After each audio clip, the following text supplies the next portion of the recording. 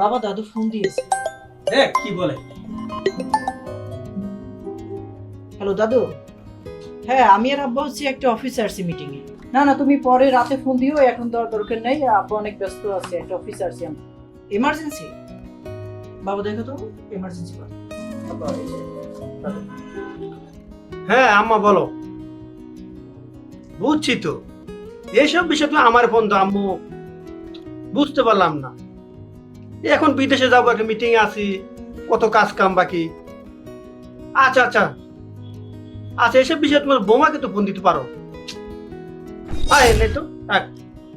ও আপনাদের একটা সুখবর তো দেওয়া হয় নাই। আমি সব পরিবারে হজে যাচ্ছি, আপনারা দোয়া করবেন। ঠিক আছে, আপনারা দোয়া করবেন। এটা আমাদের জন্য গুড নিউজ, মাশাআল্লাহ, আলহামদুলিল্লাহ। আঙ্কেল, এখন হজে যেতে কেমন টাকা লাগে? তুমি কি জেনে কি করবা বাবা, করো তো সামান্য ফটোকপি, এর তোমার দ্বারা সম্ভব না, অনেক টাকার ব্যাপার, বুঝছো? ও আচ্ছা আঙ্কেল, বুঝতে পেরেছি। শোনেন আঙ্কেল, বড় লোকদের জন্য হজ হচ্ছে মক্কা মদিনায়, আর আমাদের মতো গরিবদের জন্য হজ হচ্ছে আম্মাজানের চেহারায়। বুঝতে পেরেছেন?